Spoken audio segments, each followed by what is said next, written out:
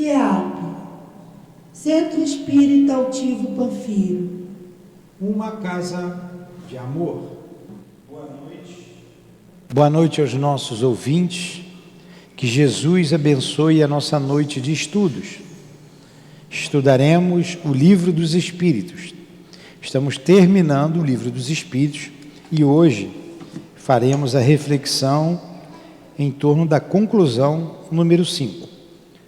Antes, porém, leremos o Evangelho, capítulo 5, Bem-aventurados aflitos, item 25, a melancolia. Sabeis por que uma tristeza indefinida às vezes se apossa dos vossos corações e vos faz achar a vida tão amarga? É vosso espírito que aspira a felicidade e a liberdade, e que, ligado ao corpo que lhe serve de prisão, consome-se em grandes esforços para libertar-se dele.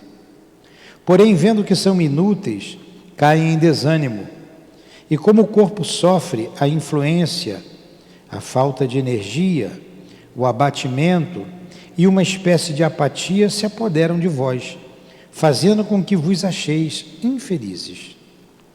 Acreditai em mim, resisti com energia a essas impressões que vos enfraquecem a vontade. Essas aspirações por uma vida melhor são inatas no espírito de todos os homens, mas não os procureis neste mundo.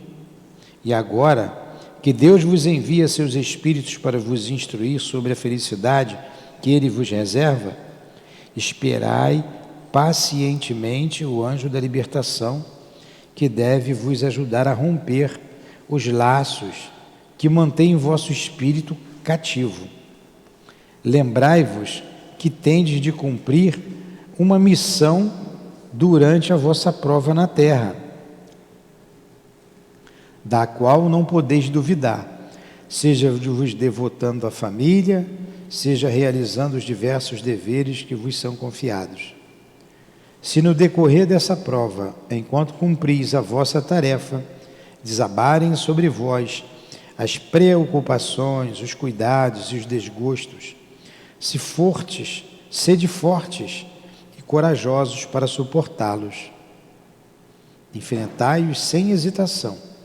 Eles duram pouco e devem vos conduzir para junto dos amigos por quem chorais, que se rejubilarão com a vossa presença entre eles e vos estenderão os braços para vos conduzir a um lugar onde não existem os desgostos da terra. François de Geneve, Bordeaux. O que foi que eu li aqui? Eu li sobre a melancolia. O que é a melancolia? É uma tristeza.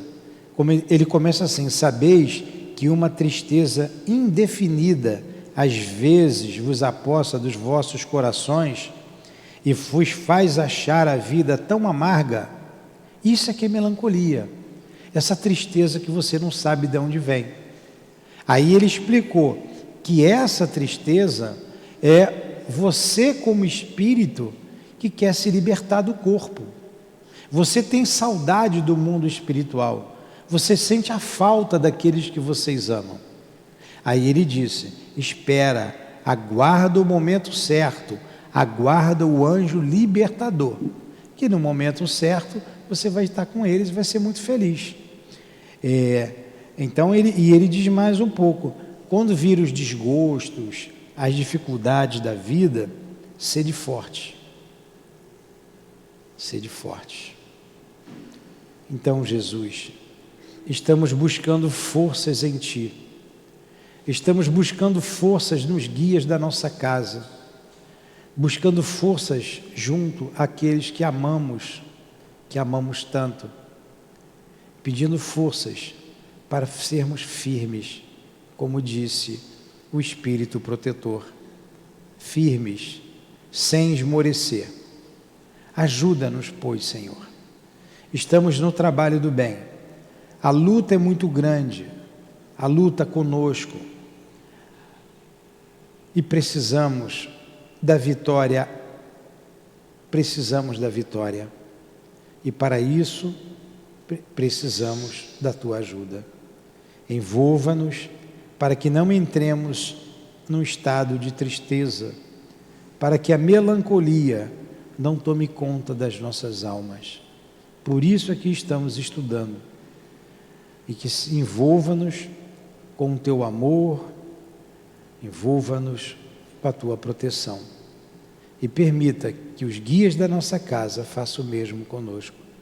Então que seja em nome desses espíritos guias, desta casa de amor, o altivo, com a coluna de espíritos que nos sustentam, que seja em nome do amor, que seja em nome do nosso amor, que seja em nome de Allan Kardec, de Leon Denis, em teu nome, Jesus, mas acima de tudo, em nome de Deus, que damos por iniciado os estudos da noite de hoje.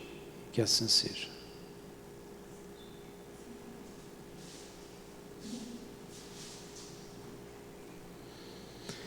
Então vamos lá. Nós estamos na conclusão do Livro dos Espíritos. Que beleza, hein? E daqui a pouco nós vamos reiniciar. O que trata a conclusão número 5? Nós estamos na número 5.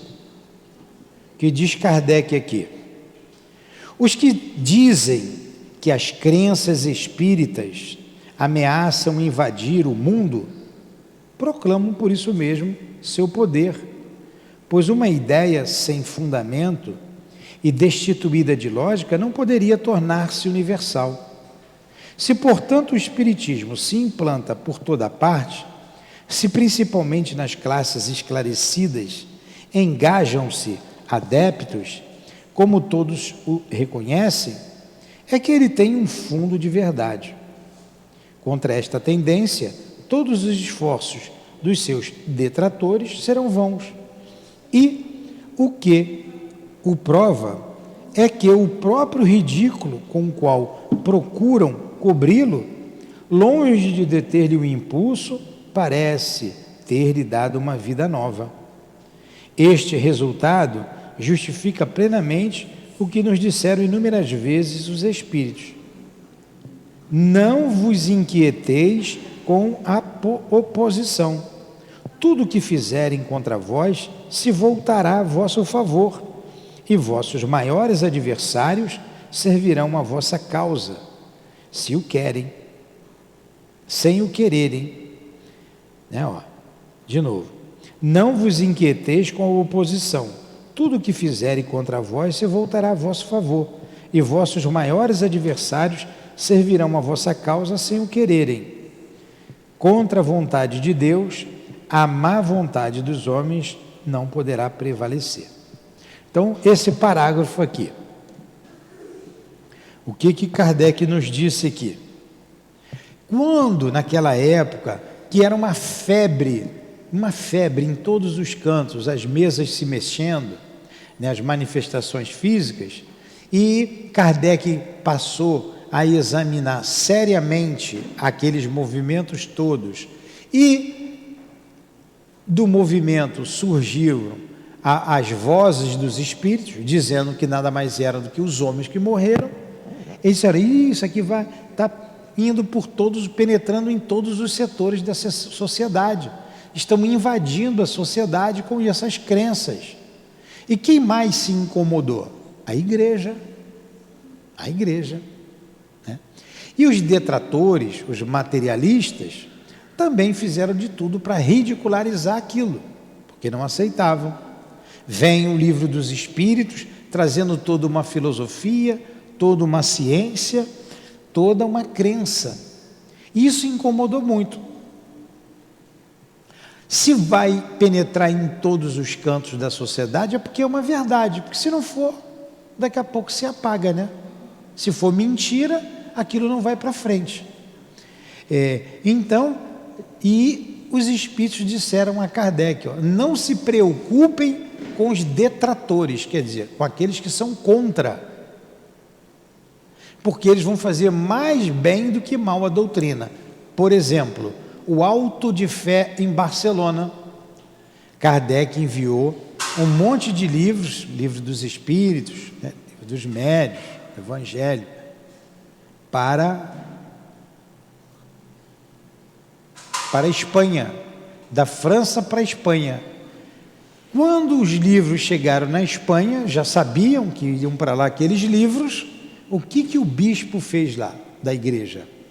Segurou, não deixou distribuir, levou para uma praça e fez uma fogueira. Fez uma fogueira. O Kardec ficou danado da vida. Ficou danado. Como é que fazem isso? Não podem. Tentou ir foi nas autoridades, tentou não, ele foi às autoridades, pedir providências, ficou danado da vida. Aí os espíritos disseram a ele: não se preocupe, isso aí vai servir mais de propaganda do que mal, vai fazer muito mais bem do que mal. E não deu outra, porque todo mundo ficou curioso: o que esse bispo está queimando? Que livro é esse que eu não posso conhecer? As coisas proibidas, né? E houve uma grande divulgação da doutrina espírita em Barcelona. É isso que ele está dizendo. No segundo parágrafo, querem falar alguma coisa? Perguntar alguma coisa? É isso mesmo? Se passar alguma coisa, vocês digam. Através do espiritismo, a humanidade deve entrar numa fase nova, a do progresso moral, que lhe é a consequência inevitável.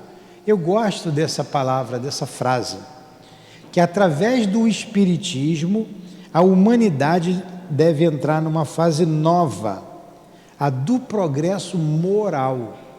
Então, como ele disse na outra conclusão aqui atrás, e também aqui na conclusão 4, ele disse assim, no finalzinho da conclusão 4, na última linha ali, o espiritismo lhe oferecerá o mais poderoso alavanca para atingir esse objetivo. Mas antes um pouquinho, esta segurança pode encontrar no progresso moral. Portanto, pela força das coisas, ele próprio impulsionará o progresso nessa direção. E o espiritismo lhe oferecerá o mais poderosa alavanca para atingir esse objetivo.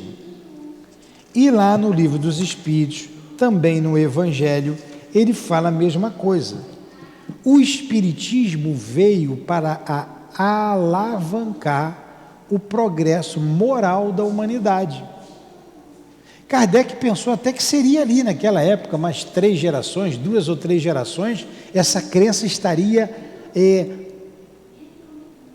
disseminada por todo o mundo, por todo o planeta. Mas assim não aconteceu. Assim não aconteceu. Falar de espiritismo, como nós falamos aqui, em outro lugar não se fala. Nem na França, nem em lugar nenhum da Europa, nem mesmo nos Estados Unidos, não se fala. Ora, por que isso aconteceu? Por quê? Por quê? Por quê?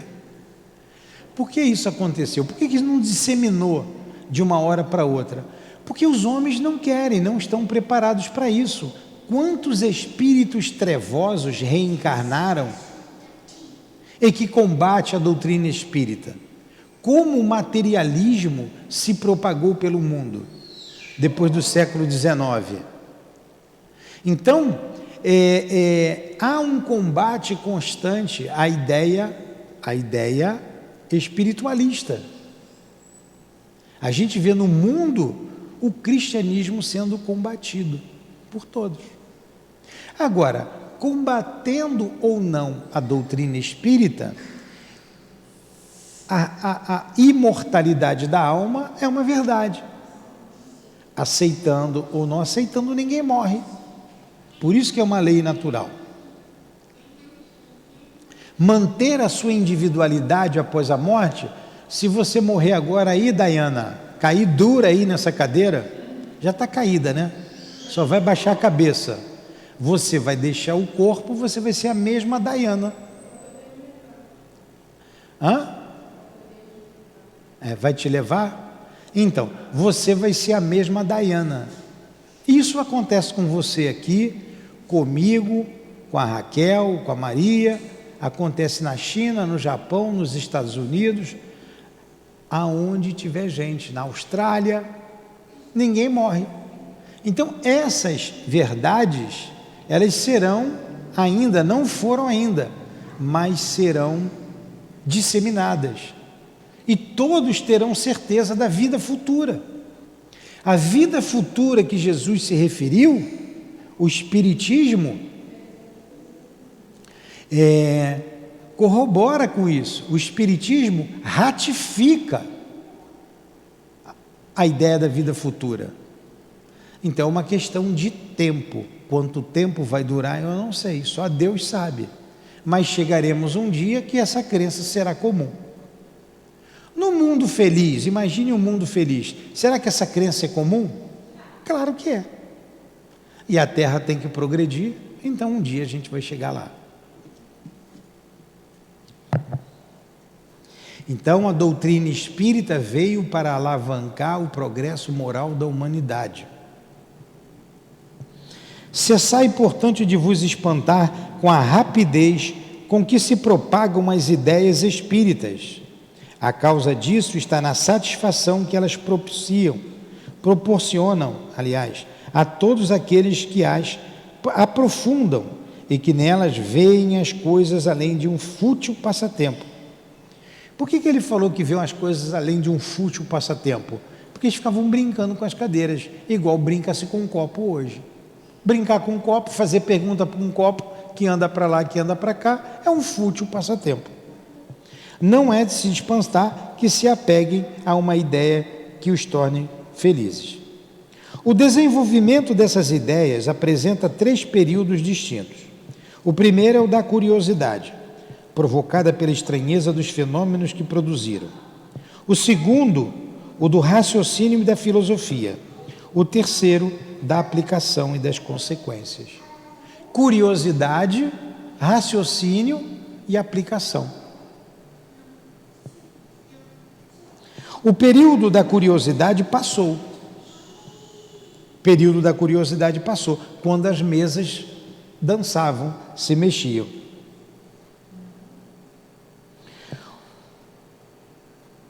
A curiosidade dura pouco, uma vez satisfeita, deixa o objeto para passar a um outro. O mesmo não acontece com o que se dirige à meditação séria ou raciocínio. O segundo período começou e o terceiro se seguirá inevitavelmente. O Espiritismo progrediu principalmente desde que foi sendo melhor compreendido na sua essência íntima, desde que lhe perceberam o alcance, porque ele tange a corda mais sensível do homem e da sua felicidade, mesmo neste mundo. Aí está a causa de sua propagação, o segredo da força que o fará triunfar. Trocando essas 3 palavras que ele disse, o primeiro período da curiosidade, imagine como fazem hoje as pessoas. Não é só criança que brinca com isso na escola, não. Imagine hoje, se eu tivesse aqui agora, olha só, aqui mesmo, copo, esse aqui está com água, está pesadinho, copo, me responde, eu sou feio ou sou bonito? Aqui é feio e aqui é bonito. Para onde que o copo vai andar? Feio. Mas o copo vai andar sozinho. Vocês vão ficar curiosos, não vão? Todo mundo como é que isso aconteceu? Ainda estão nessa fase da curiosidade. Então, foi essa primeira fase, a mexida, andava para lá, como que isso acontece? Aí, daqui, vem as respostas, porque tem um espírito fazendo isso, vem a fase do conhecimento. Como ele colocou aqui, do conhecimento, da filosofia, que é o segundo período. E o terceiro período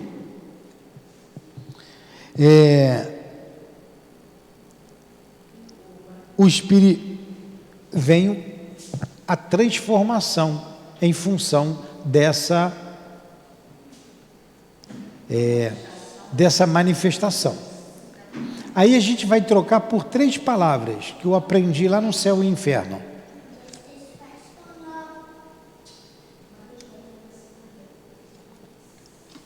Ele diz assim: o guia do médium, depois daquela mensagem de Ximenes, um nome estranho, né? E era um nome estranho até para Allan Kardec, porque ele perguntou ao espírito: você é um homem ou você é uma mulher? E ele respondeu: um homem.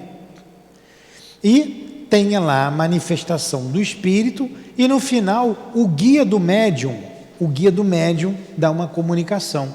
E ele diz assim, para lá. Ele diz assim: para os espíritos e também para os encarnados, para nós, os encarnados, tem 3 fases. Primeiro, o conhecimento, o conhecer. Na doutrina espírita, o conhecer. Segundo, a fé. A fé. O terceiro, a transformação. Vocês sabem que eu nunca tinha visto isso? Estudando isso essa semana, já li outras vezes e não tinha percebido. Ele falou: o conhecer, a fé e a transformação. São 3 estágios. Muitos de nós estamos na fase do conhecimento. Por isso que você vê, às vezes, a pessoa tem 40 anos de espiritismo e não mudou nada. Porque ainda está no conhecer, está no campo do conhecimento, acha muito interessante, só vai estudando. Aí, tem espírita que se suicida. Por que se suicida? Porque não tem fé. Por que o espírita faz coisas erradas ainda? Porque não tem fé. E a transformação, vou mudar, eu tenho que ser diferente, só depois da fé. Porque eu sei da vida futura, eu sei o que me aguarda, o que me espera, eu tenho certeza para onde eu vou, então eu vou me transformar. Eu vou lutar contra as minhas más tendências, contra os meus defeitos, contra as minhas paixões, contra os meus vícios. E essa luta, preste atenção, senão vocês não vão aprender isso não. Vocês só vão aprender isso aqui, tá? Vocês não vão aprender em outro lugar, porque não se estuda como a gente estuda aqui. Vocês vão levar 50 anos para aprender isso. Então só se transforma depois da fé. Conhecimento, fé, transformação. Entenderam? Então vamos lá. Imagine uma pessoa que chega hoje aqui pela primeira vez, assiste aí a palestra, ela está conhecendo. Ela está conhecendo. Então ela tem que compreender para ter a fé, acreditar naquilo e depois ela mudar. Correto? Não é lógico isso? Pois é. Pois é. Todos que estavam na reunião ali estudando o livro O Céu e o Inferno, todos os grupos, os 3 grupos, passaram batidos nisso. Ninguém viu. Ninguém viu.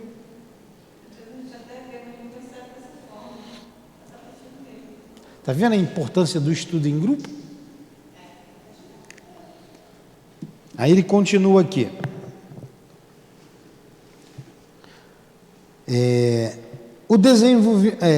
O Espiritismo, né? Ele torna felizes os que o compreendem, aguardando que sua influência se estenda sobre as massas. Mesmo aquele que nunca foi testemunha de qualquer fenômeno material, de manifestações, se diz: além desses fenômenos, há a filosofia. Esta filosofia me explica o que nenhuma outra me havia explicado. E não é? A doutrina espírita explica coisas que nenhuma outra filosofia, nenhuma outra religião explica. Vem para cá. Nenhuma outra explica. Nela encontro apenas pelo raciocínio uma demonstração racional. Uma demonstração racional.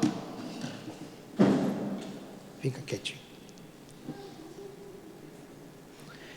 Dos problemas que interessam no mais alto grau ao meu futuro. Ela me proporciona a calma, a segurança, a confiança. A doutrina espírita faz isso com a gente? Se não faz, está faltando alguma coisa em nós. Eu vou ler de novo. Eu vou ler ali de cima. Ó. A doutrina espírita, ele botou, ele torna felizes, ele o quê? O espiritismo, certo? Ele torna felizes os que o compreendem.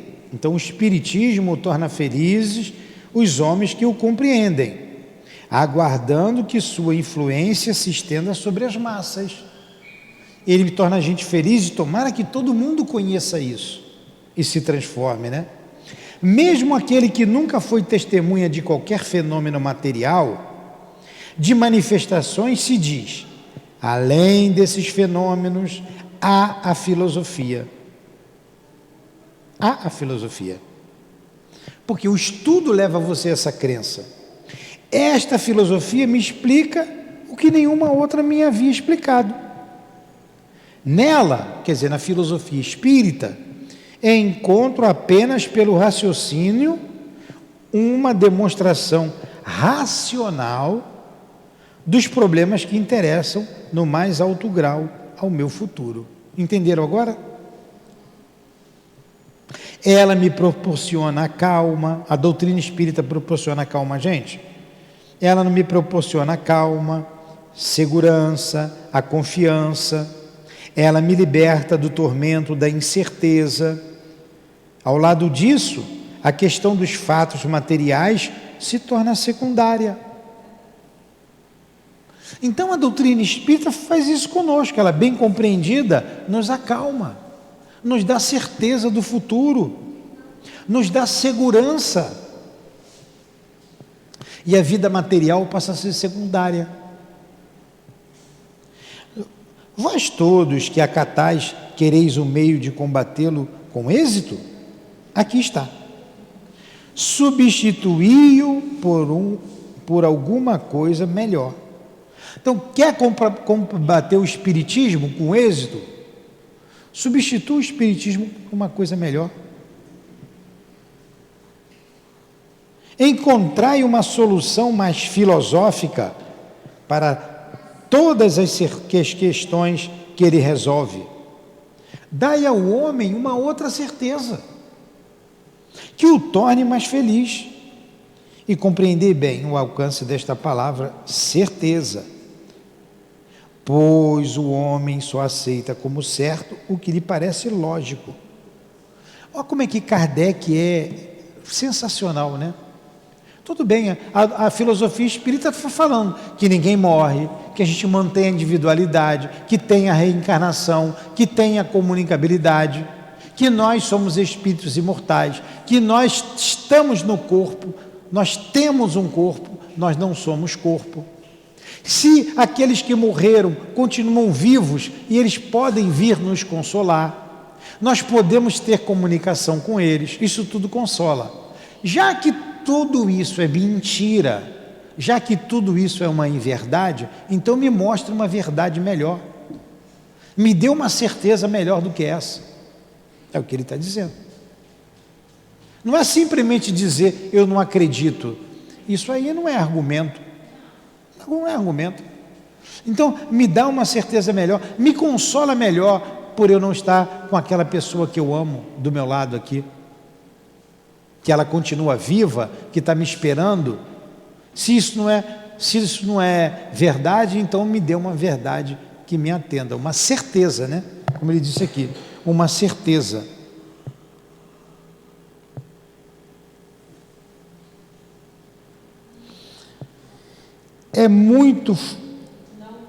Não vos contenteis em dizer que isto não existe. É muito fácil.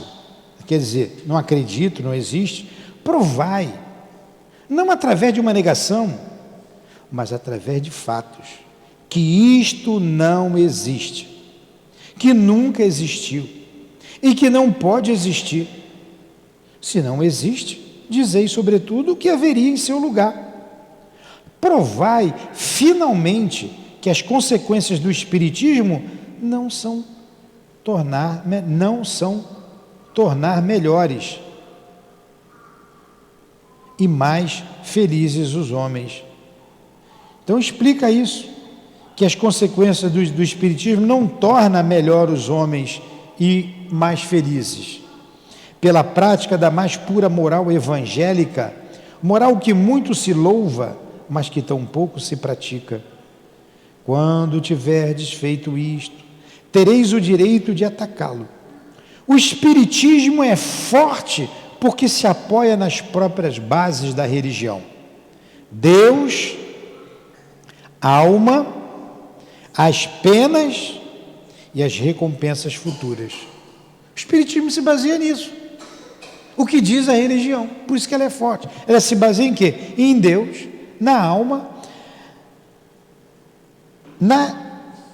as penas e as recompensas futuras. Sobretudo porque mostra essas penas e essas recompensas como consequências naturais da vida terrestre, e nada no quadro que ele oferece do futuro pode ser recusado pela razão mais exigente. E tudo que o Espiritismo nos mostra, fala a nossa razão, ao nosso raciocínio. Por isso, vou repetir aqui, doutrina espírita é para gente inteligente. Doutrina espírita é para quem quer pensar.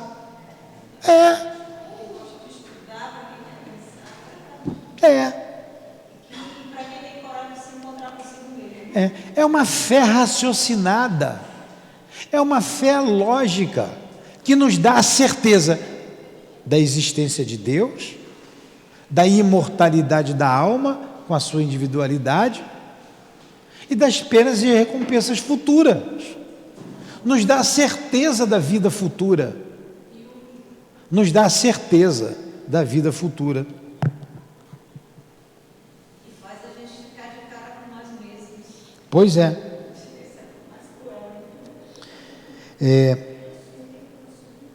Deus, a alma e as penas e as recompensas futuras, sobretudo porque mostra que essas penas e essas recompensas como consequências naturais da vida terrestre, e nada no quadro que ele oferece do futuro pode ser recusado pela razão mais exigente.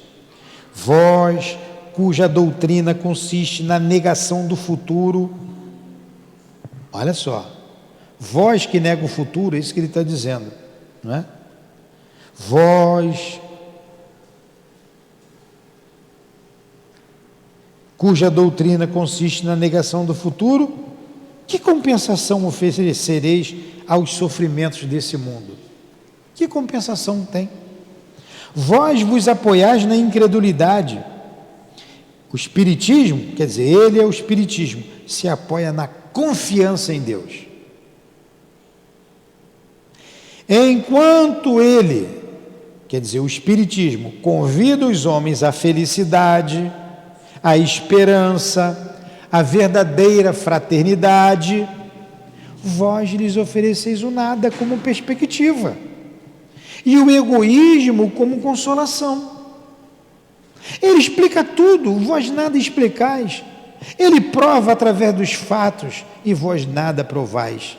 Como quereis que se hesite entre duas doutrinas? Quer dizer, o materialismo e o espiritismo. Como que eu vou hesitar?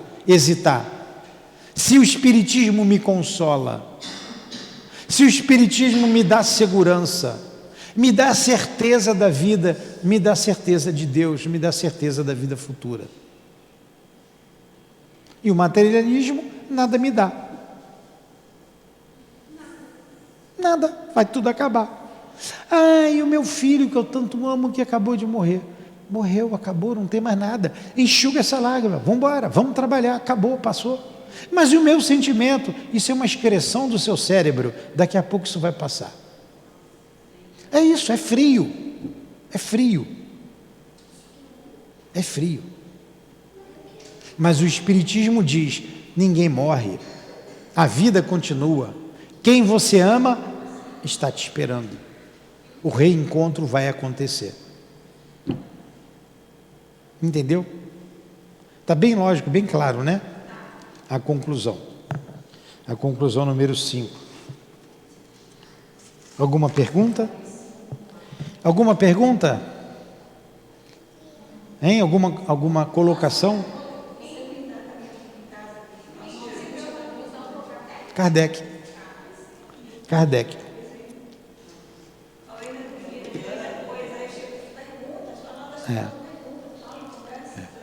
Então vamos para uma outra conclusão tirada da doutrina espírita, tirada daqui do Livro dos Espíritos. Então Kardec tirou várias conclusões. Vamos para uma outra, a sexta conclusão.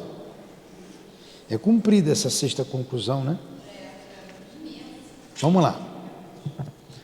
Faria uma ideia bem falsa do espiritismo quem julgasse que ele aure a sua força na prática das manifestações materiais e que, assim, entravando essas manifestações, pode miná-lo na sua base.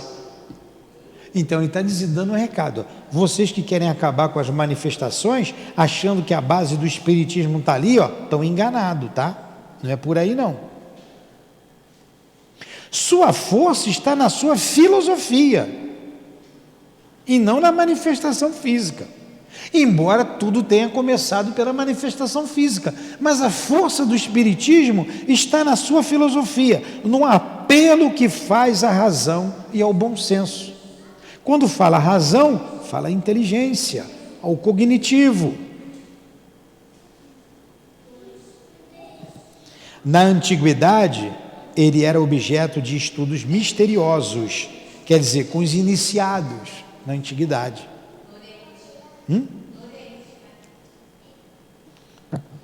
Sim, né? Sim, com os egípcios, no Egito Antigo, na Índia Védica, na própria China, na Europa também, na Hélade. Hélade é Grécia hoje, a Grécia. Sim, mas teve os iniciados também. Tem as escolas. Você vê de surgir de lá um Sócrates, um Platão.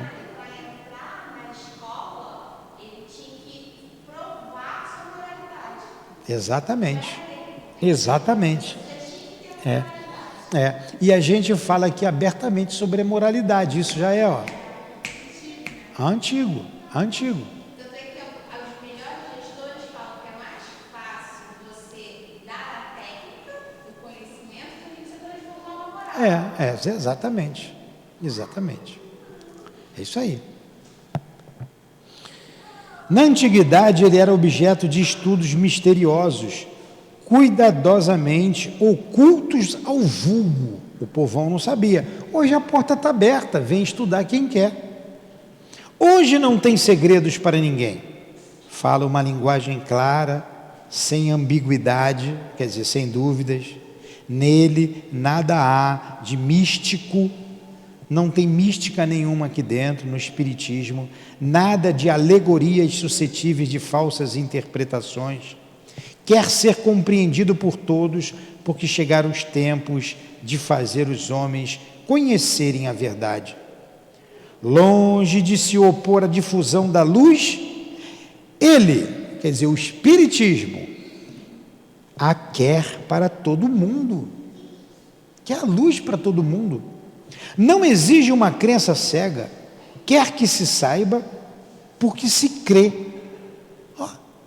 Quer que você saiba porque você tem que crer, você tem que saber. Não é uma crença cega. Apoiando-se na razão, ele será sempre mais forte do que aquele que se apoia no nada. Os entraves que tentassem impor a liberdade das manifestações poderiam sufocá-las? Não, pois produziriam o efeito de todas as perseguições, o de estimular a curiosidade e o desejo de conhecer o que fosse proibido, como aconteceu no Auto de Fé de Barcelona. Por outro lado, se as manifestações espíritas fossem privilégio de um único homem, Ninguém duvida que, neutralizando este homem, colocar-se-ia um fim nas manifestações. Infelizmente, para os adversários, elas estão à disposição de todo mundo e delas se utilizam desde o menor até o maior, desde o palácio até a mansarda. Então você vê o que Deus faz, né? Deus espalha a ideia dele, a ideia da vida espiritual, da vida futura, pelo mundo inteiro. Ricos e pobres, os médiuns estão por toda parte. Por toda parte. Ninguém hoje na face da terra pode negar a manifestação dos espíritos. Ninguém. Tirar consequências disso é uma outra coisa. Infelizmente, até mesmo espíritas não tiram consequências disso. Mas que todo mundo sabe, sabe. Em qualquer lugar do planeta tem espírito. E a ordem foi dada para se manifestar. Agora, cada um interpreta de um jeito. Mas que tem, tem. Em tudo quanto é lugar. Então não dá mais para esconder. A gente vê os filmes aí, né, de Hollywood, falando do mundo espiritual. A Disney. Hã? Qual? Tom?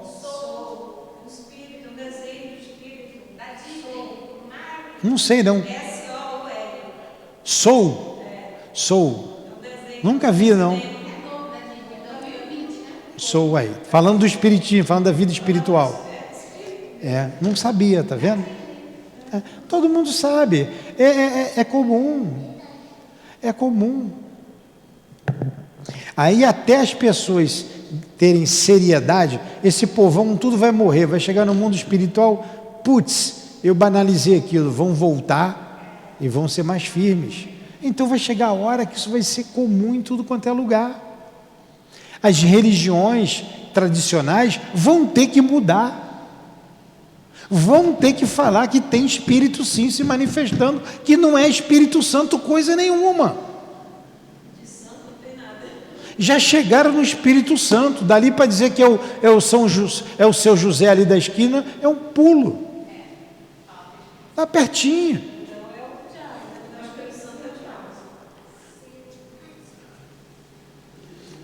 Né? Desde o palácio à mansarda, podem proibir-lhe o exercício em público, mas sabe-se precisamente que não é em público que melhor se produzem, é na intimidade. Ora, podendo todos ser médiuns, quem pode impedir uma família no seu lar, o indivíduo no silêncio do seu gabinete, o prisioneiro encarcerado, de entrar em comunicação com os espíritos a despeito e até na presença dos guardas? Aí uma boa pergunta, né? Será que nas prisões tem médium? Cheio de médium. Será que alguém lá incorpora lá dentro? Deve incorporar, eu nunca fui lá para ver, né? Mas deve.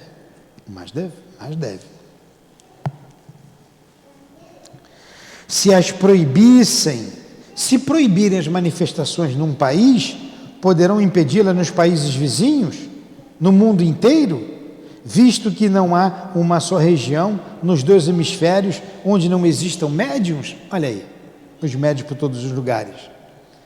Para se encarcerarem todos os médiuns, seria preciso fazê-lo a metade do gênero humano.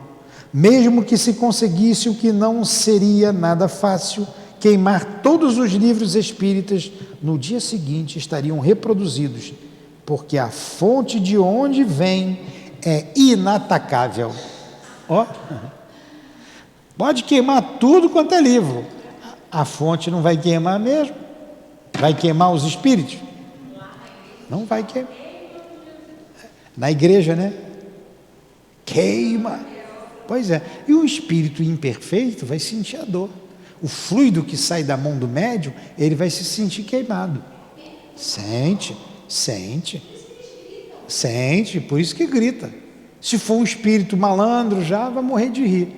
Se for aqueles brabão, mas esse espírito comum, simples, vai para lá buscando ajuda, encontra o quê?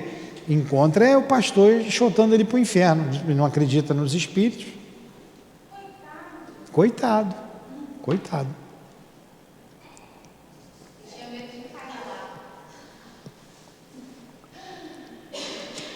Queimou muito, né? Sua dívida é grande. Sua dívida é grande. O Espiritismo não é obra de um homem. Ninguém pode apresentar-se como seu Criador, pois ele é tão antigo quanto a criação. Está por toda parte em todas as religiões, mas ainda na religião católica, e com mais autoridade do que em todas as outras, pois nela se encontra o princípio de tudo. Os espíritos em todos os graus de elevação, suas relações ocultas e patentes com os homens, os anjos guardiães, a reencarnação, a emancipação da alma durante a vida, a dupla vista, as visões, as manifestações de todo gênero, as aparições e até as aparições tangíveis. Com relação aos demônios, não são outra coisa senão os maus espíritos, e salvo a crença de que os primeiros foram destinados perpetuamente ao mal, enquanto que o caminho do progresso não está proibido aos outros, só há entre eles uma diferença de nomes. A Igreja Católica fala de tudo isso. Jesus no Tabor, na Transfiguração, não conversa com Elias e Moisés? Não eram dois defuntos? Os espíritos do mal não se apresentam no menino que se joga no fogo e ora na água? E quando Jesus fala com ele, diz que o nome dele é Legião, porque eles são muitos? Jesus não fez curas, Pedro não fez cura, Paulo não fez cura, Felipe não fez cura, etc, etc, etc. Então, as aparições. Jesus não apareceu aos apóstolos? Não apareceu a Maria Madalena? Não apareceu aos 500, como está em Atos? Aparições.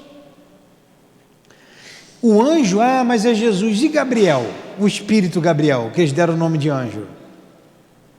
A gente vai estudar aqui na evangelização, falando de Jesus. Quem é que foi anunciar a vinda de Jesus a Maria? Gabriel. Gabriel, Bié. Meu pai chamava meu sobrinho de Bié, era Gabriel o nome dele. É o Gabriel. O anjo Gabriel, como está lá. Você não tem nada de anjo, viu, Gabriel? Aquele lá era.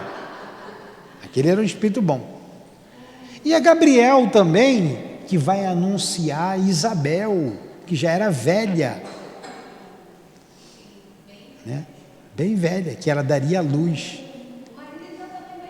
E o marido já velho. E ficou mudo. Como é que era o nome do marido de Isabel? Ananias? Não. Ele foi no templo, que era o dia dele, da hora dele, lá apareceu o anjo Gabriel. Como ele não acreditou, falou: você vai ficar mudo até o teu filho nascer. Pois é. Não foi a manifestação lá do Espírito junto a ele? Foi o Espírito que se manifestou. Anjo foi o nome que a igreja deu. Anjo foi o nome que a igreja deu. Zacarias é o nome dele, viu? Você que é da igreja e não sabe que é Zacarias? Zacarias. O que faz a moderna ciência espírita? Reúne num corpo o que estava esparso, explica com termos próprios o que só era dito em linguagem alegórica, poda o que a superstição e a ignorância criaram, para só deixar o que é real e positivo. Eis o seu papel. Mas o de fundadora não lhe pertence, mostra o que existe, coordena. Olha que beleza de explicação de Kardec. A doutrina espírita coordena todos esses fatos, mostra o que sempre existiu. Então nós podemos chamar tudo isso de ideias espíritas, porque a ideia da imortalidade sempre existiu, da comunicabilidade, da reencarnação, da pluralidade das existências, da pluralidade dos mundos habitados, da individualidade após a morte, mantendo a individualidade, sempre existiu. São essas as ideias espíritas, porque a doutrina espírita veio com o lançamento do Livro dos Espíritos, em 1857, certo?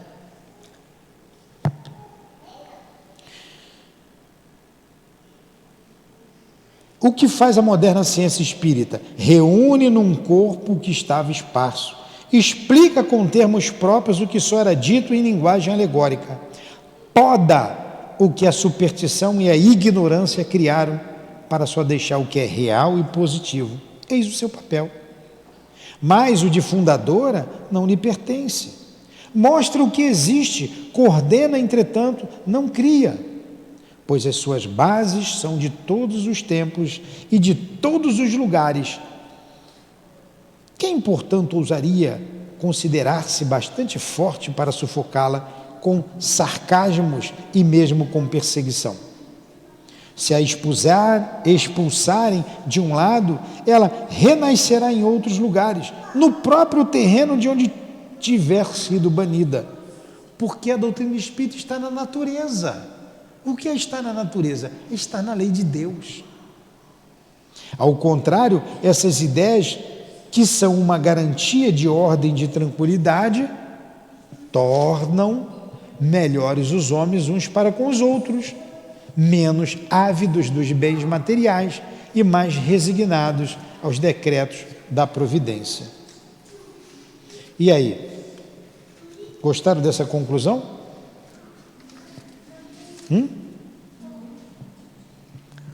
Alguma pergunta? 7 a 8, a 9. Vamos para mais uma? Ou vamos parar por aqui? Temos 50 minutos de estudo, tem mais 10. Podemos parar, fazer a prece, continuar a aula que vem na conclusão número 7. Cansado?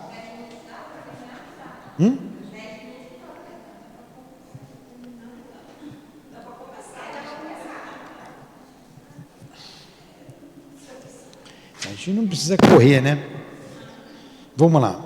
A gente começa aqui, para em 5 minutos e continua semana que vem.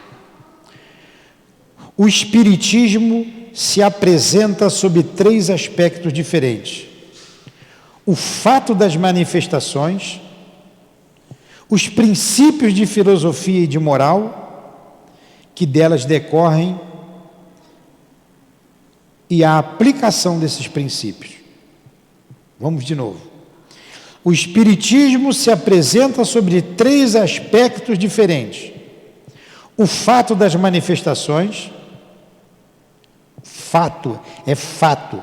Quer dizer, o que é um fato? É uma coisa que aconteceu, é um fato, é real. O fato, a manifestação dos espíritos. Os espíritos aparecem. Fato das manifestações.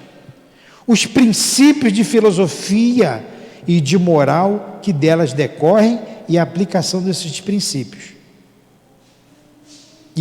Decorrem. E 3, a aplicação desses princípios.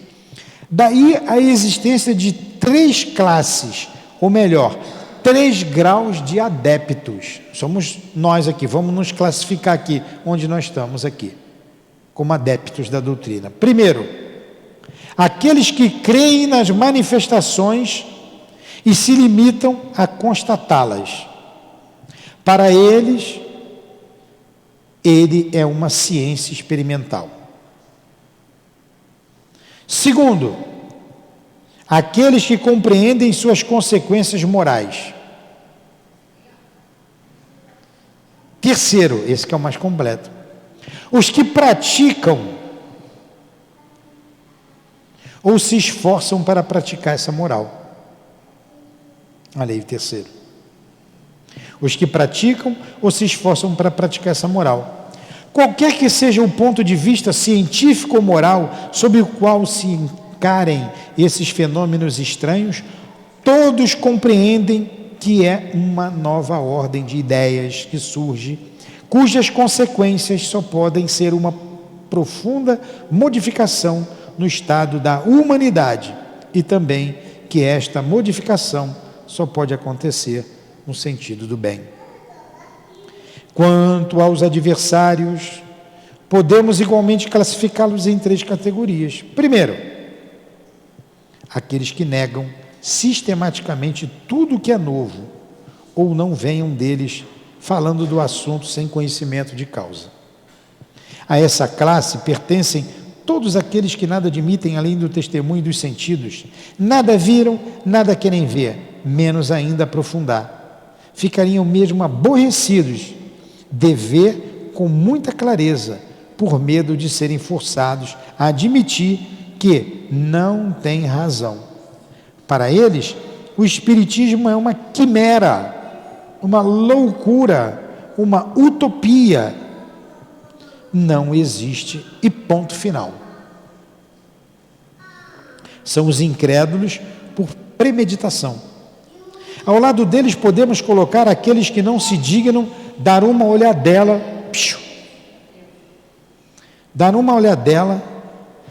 por desencargo de consciência, a fim de poderem dizer: eu quis ver e nada vi. Não compreende que seja preciso mais do que meia hora para analisar toda uma ciência. Gente, vamos parar por aqui, porque tem um segundo ponto, o terceiro, e vai longe. A gente vai semana que vem, a gente torna um 7, tá bom? A gente torna um 7.